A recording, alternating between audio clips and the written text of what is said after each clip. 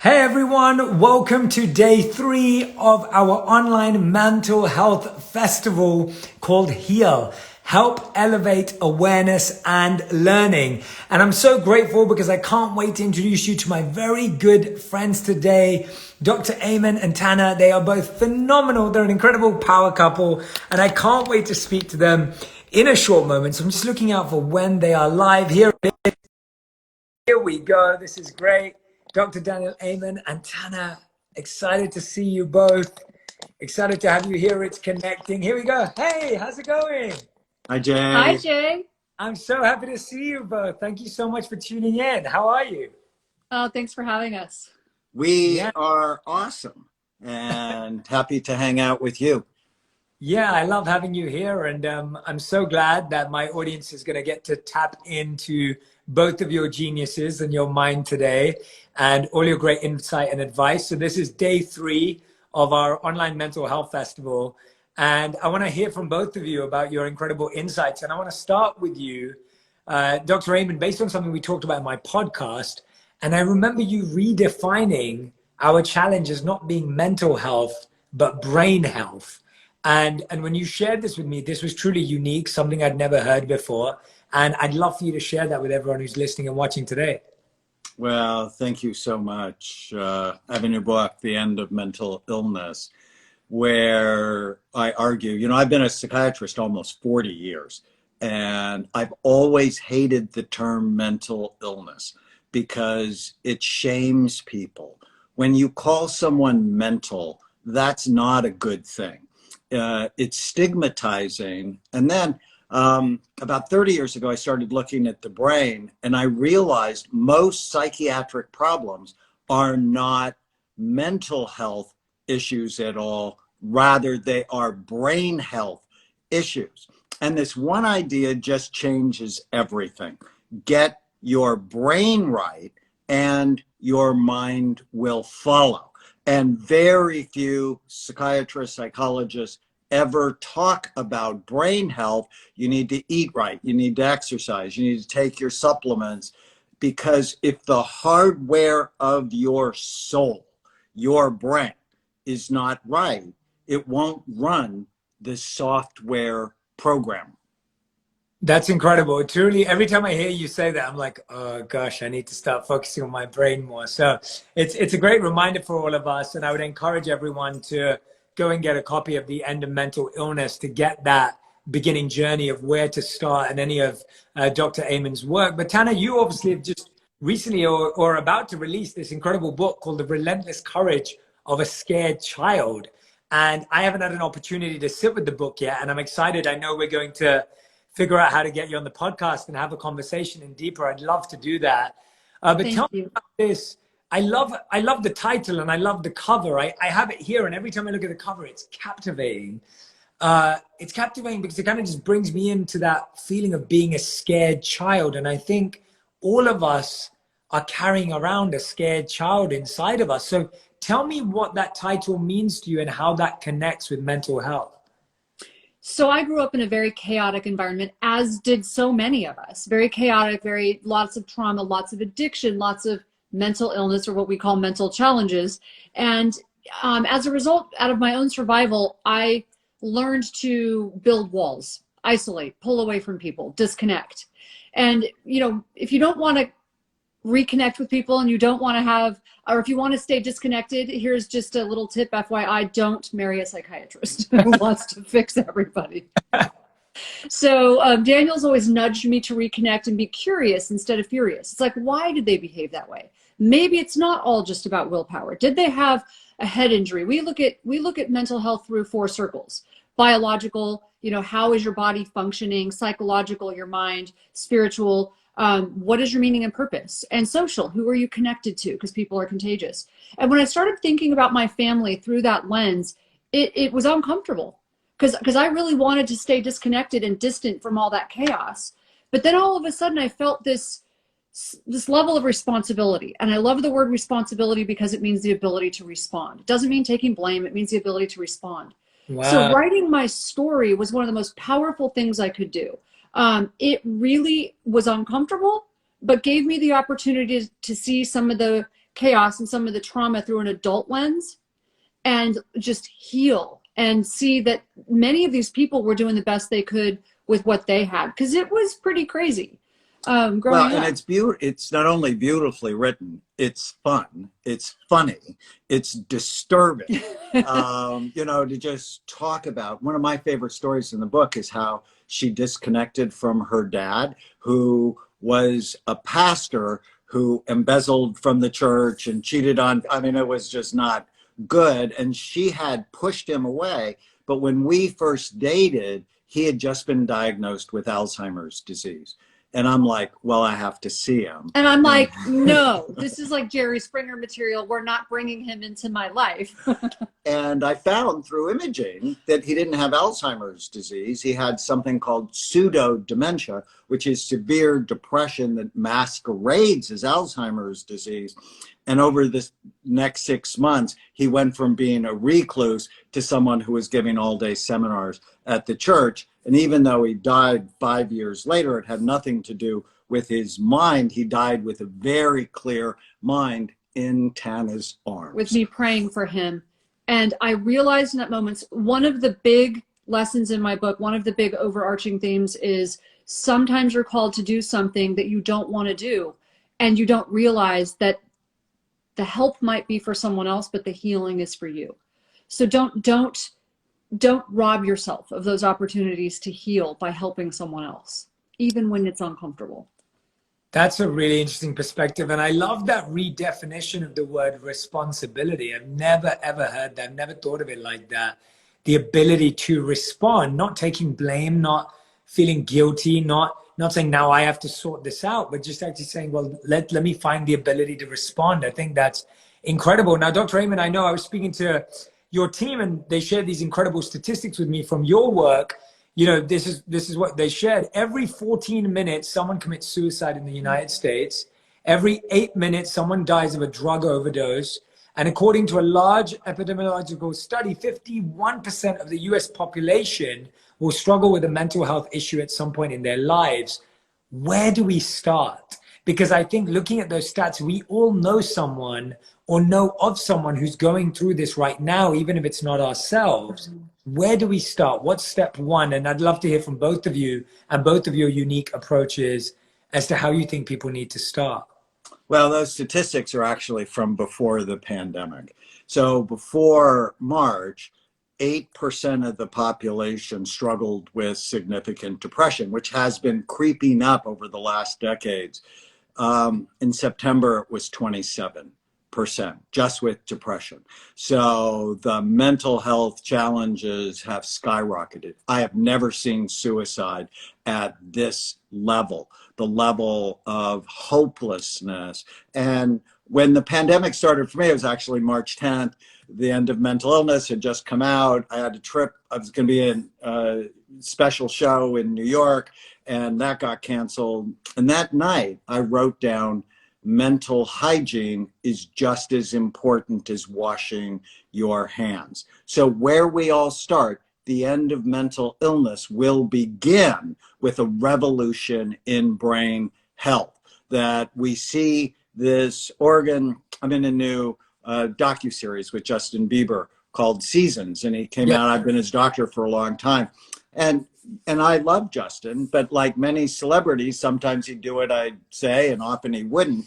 But he came into my office and he said, my brain is an organ just like my heart is an organ. If you told me I had heart problems, I'd do everything you said. And that's how we need to start the revolution, is love, honor, take care of the brain. And it's super simple. It's 3 strategies. Brain envy, you got to care about it. Avoid things that hurt your brain, know the list, and do things that help. And the little tiny habit, I talk about many tiny habits in the end of mental illness, but the one that's the most important as you go through your day, ask yourself, whatever you're doing, is this decision good for my brain or bad for it? And if you can start answering that with information and love of yourself, love of your family, love of your mission, you're going to start feeling better from a mental health perspective, because ultimately your brain creates your mental health. I love that. Jenny says, before we hear from Tana, Jenny says, never thought about it this way. Thank you so much, guys. Jenna says, amen. Completely agreed with that. Shrina agrees. Everything starts with your brain. We've got someone here who's this. Anna saying, great information on how to get a different perspective. Courtney says, mental hygiene is just as important as washing your hands. Absolutely love that. So a lot of people agreeing with you, Dr. Ayman. And Tana, I'd love to hear your perspective. Where do people start when you hear those statistics? I saw your reaction on your face immediately. And now that we know that those stats were from before the pandemic, and Dr. Ayman just told us that it's actually 27%. I mean, where do people start? So I mean, I agree with my husband 100%, but for me, it's more personal. It's one of the things I write about in my book. It's my heart goes out to people who are struggling with this right now, because there was a point in my life where I wanted to be dead. Yeah. I fortunately didn't have it within me to take my own life, but I kept praying that a truck would hit me or something would happen so it wasn't my fault, because I was wasting oxygen on the planet. When I met my husband and I started learning about our work and looking at mental health through that lens of the 4 circles, because I had cancer, I had all these things that happened in my life besides the trauma growing up that just devastated me, and it all crashed in at one time. When I really understood those 4 circles, the biology, the psychology, the social circle, the spiritual circle, and I realized how bankrupt I had become in all of them, right? It's like 4 tires on a car. If one goes flat, the car will drive for a while. Not well, but it'll drive. If 2 go flat, you're probably going to crash. And I had crashed. I had 4 tires that went flat. So the car kind of flipped. And so when I look at it through those circles, when I met my husband, I started to really look at it. I'm a neurosurgical ICU nurse. So for me, it was all biology. It was just like, get this person, stop the bleeding. But when I really started to understand this, it was so freeing for me. It released the shame. And if I could tell people watching one thing, if you're struggling with this right now, I wanted to be dead, and I'm not.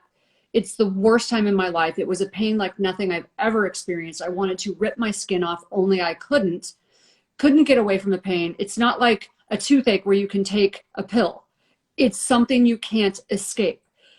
But what I couldn't know then that I know now is that pain, all of that shame, all of everything I felt back then, there's no way I could know that would be the thing going forward that would become my purpose in life. Wow. So please just hang on, get help, reach out. And one of the things you talk about in the book is about pain into purpose, which is just so important. And another thing I think that was really critical is learning how to not believe every stupid thing Discipline. You think. You're a monk. You know this. Discipline. Disciplining your mind is so important. So whenever you're sad or whenever you're mad or whenever you're nervous or out of control, write down what you're thinking and then just ask yourself, is it true? You don't have to believe every stupid thing you think. How many of your listeners were good at talking back to their parents when they were teenagers? I was excellent. And my mom will totally verify that I was a pain when I was a teenager. But no one ever taught me to talk back to myself, that thoughts are not real, right? It's sort of like the weather. It comes, it goes. It's not the thoughts you have that cause suffering.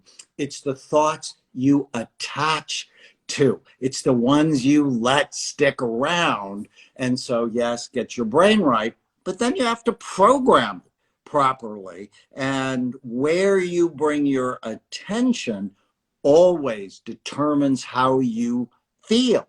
And so learning how to focus your mind on what's helpful rather than what's hurtful. And during the pandemic, Tana actually did really well. I mean, she's an ICU nurse, but when the societal disruption came, when the riots came, she sort of lost her mind a little bit. Because it's like my childhood. It was uncertain. The most important thing she did was turn off the news, because when she watched the news, she'd start screaming at the TV and it wasn't helpful for her. And Jay, the news is actually not the news anymore. The news is about driving clicks. And what does the brain pay attention to first? Fear. Negativity. Negativity. And that's what they're doing. They're driving that, which is increasing the incidence of mental illness. And in the end of mental illness, I have a writing device where I just imagined if I was an evil ruler and I wanted to create mental illness around the world, what would I do? I'd create our news system. I'd create our food system. I'd let children hit soccer balls with their head because, you know, happiness is actually in the front middle part of the brain, and you're really going to hit that repeatedly. It's not going to cause a happy person. So there's so many. Hello. Oh, we lost you for a second. We got you back though. Can you hear me? Yes. Okay. Can you hear us? Yeah, I think. Yes.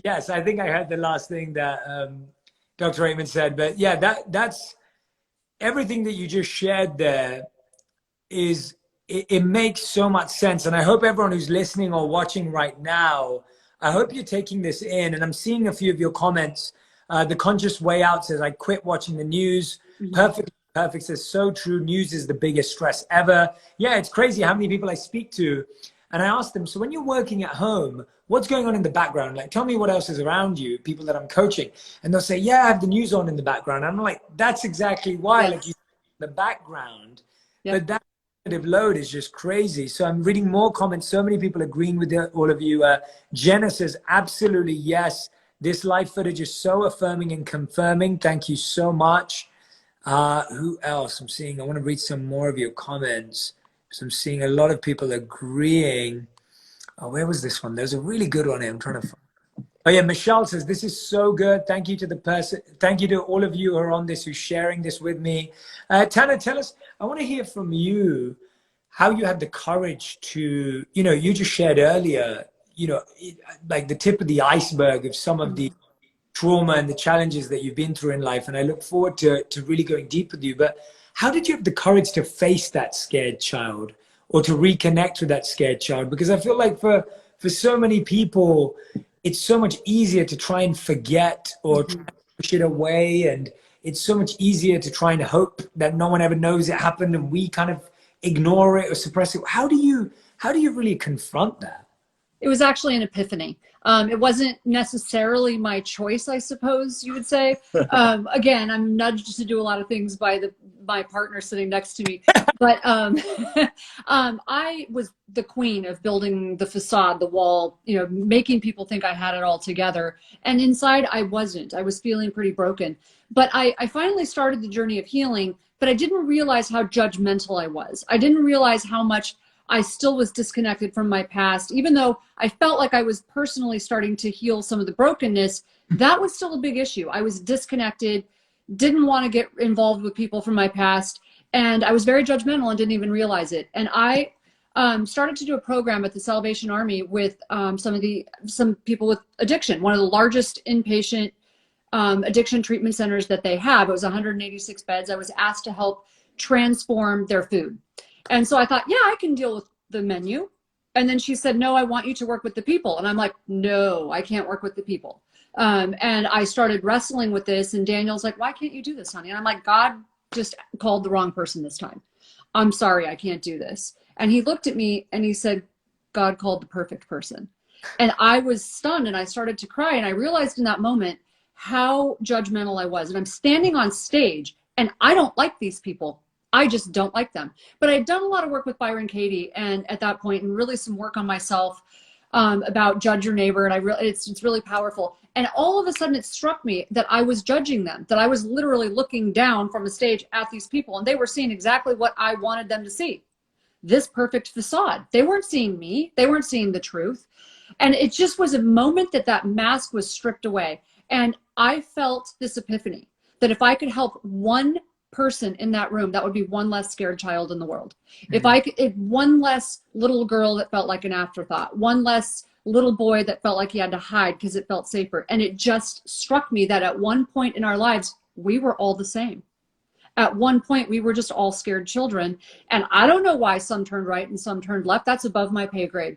All I know is that if I could help one person think differently at that proverbial fork in the road, it might change the next generation. And the stories of transformation were spectacular, of the people that she helped. Is the most powerful And- work I and ever did. So another lesson is being authentic, telling your story, not having to be perfect, connects you way more than having a perfect facade. And pain shared is pain divided. And right now, during this time when people are feeling isolated, this is so perfect. I mean, people are using social media in a positive way. I mean, we all know it's got negative, effects, but it can be used as this tool, because pain shared is pain divided. And building that wall, keeping that facade up, that's just like a boil building up. And I'm a nurse, unfortunately, I use these gross, examples, but it's like this boil building up pressure. And once you lance it and let all that ugliness out, it has the opportunity to heal. And when you share your pain with someone else, suddenly you don't feel the shame. It's like this burden is shared, and we can handle it. Yeah, that's beautiful. I love that approach. And thank you for sharing that. And thank you for talking about how, actually that ability to serve and give and to support others through their journey is such an important part of it. And Isabella's saying, this is amazing, so helpful. It's helping me realize we're all human and we shouldn't ever be embarrassed for trying to seek guidance and help for one of the main organs, our brain. Thank you for realizing that and connecting with that so much. Bree says, this is such a great interview, very instructive and positive. And this is my favorite one. Danny says, I love the way he looks at her. So there we go. Everyone can see the love, guys. And I love seeing it too. You're such a inspiration as a couple as well. Every time I have interviewed Dr. Ayman, whenever he's spoken about tana, and I know we got to do our podcast together, which was so much fun. And now everyone's getting to see how you both have such a wonderful reciprocal relationship of love. Tell us, what is the one thing from both of you? This is our last question. What is the one thing that you think people need to do today in 2020? Because the level, like you said, Dr. Raymond, we went from 8 to 27% feeling depression. We were all thrown this curveball. It was completely unpredictable. It was completely, unexplainable. Like no one saw this coming. Do we have the ability to evolve fast enough to deal with the stress and pressure that's coming our way? And what's the one thing that we can do to be ready and prepared for that? And I'd love to hear an answer from both of you and wherever you'd like to go with that. Well, it's why we survived as a species, because we can pivot. And those people that will thrive during this time will not wish for the good old days. What they'll do is they'll see what are the opportunities going forward. And during this time, they will love and take care of their brains, because that's what's going to get you to not only survive, but thrive. So it's back to that one question. What I'm going to do today, is it good for my brain or bad for it? So doing things that help you feel better fast, like alcohol, marijuana, bad food, being sedentary, being addicted to the news, all of those things are going to hurt your brain. But taking a multiple vitamin, omega-3 fatty acids, optimizing your vitamin D level, getting out in the sun if you can, exercising, learning how to not believe every stupid thing you think. Those things are great for your brain. So back to, is this good for my brain or bad for it, will help you not only survive, but it will help you thrive during this historic time. I like that. So one thing that really, because this has been a stressful time. We've got teenagers in the house like everybody else. It's stressful. So what helps me is looking at things from a 30,000-foot perspective. So if I step back, I step out of the picture, take myself out of it and look at it from a distance, or like you're watching a movie. And then for me, it's like, what part of this is important? What part of it is not? Who has our best interest? Who does not? And then I ask myself, what can I control? Focus on the things I can control, not the things I can't. Because so much of it we can't. We can't control what people are saying on the news and the negativity. We just can't control that. But we can control our thinking. And I noticed that when I go in the backyard in the morning, walk through my grass with bare feet, and watch the hummingbirds with green tea in my hand, nothing is wrong in the world. It's not until I come back in the house and start watching the news and listening to what's happening in the world that it all sounds like doom and gloom. So I focus on what I can control. And I always go back to those 4 circles, and I really practice it. Nutrition, diet, meditation, prayer, you know, all for me, Connection. I have to do all connection. I have to do all of it. I'm not a person who can do one thing. It's amazing. Thank you so much, both of you, for doing this. If you want more information, please go and grab the books, End of Mental Illness. You can see one of the other books. Dr. Daniel Ayman's written, like, I think, what, are you on your 12th book now? Oh, dear Lord, no. Like 42nd. Yeah. 42nd? Gosh. You have a ways to catch up, but I'm also much older than you. I'm not, I don't never catch up. Change Your Brain, Change Your Life. The End of Mental Illness was the last interview that we did on my podcast. And Tana's new book is available for pre-order. It's not out yet. It's The Relentless Courage of a Scared Child. So those are the names of the 2 books. I highly recommend them. Please go and pre-order Tana's book, and you can go and buy Dr. A. She has an event coming up December 12th, free. So people can sign up for it at relentlesscourage.com.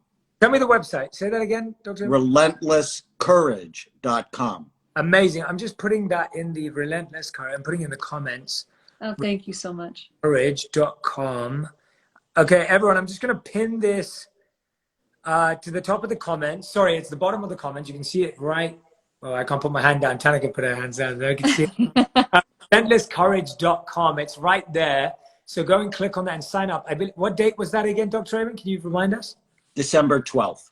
Great. December 12th, relentlesscourage.com. So you can go and sign up for a free event, which is dedicated to the book. So please, everyone who's watching this, whether you're watching it live with us right now or whether you're going to watch the replay, check out relentlesscourage.com. But thank you to both of you for doing this and joining our mental health festival. And I can't wait to see you all after this, get my brain scanned finally. I know we've been talking about COVID's definitely. It's life-changing. It really And is. you will fall in love with your brain more than ever before. And then you will treat it like it's your best friend, because it is your best friend or your worst enemy, depending on how it works. So we love you. We're grateful to be part of your community. Thank you so much, both of you. Please go and follow both our incredible guests today, everyone. Grab a copy of those books and make sure you go to relentlesscourage.com to not miss out on that event. Thank you for joining. Thank you so much, Dr. Ayman. Thanks, Jay. Here. I'll see you soon. And thank you, everyone back at home. Share this. Well, thank you so much. Bye.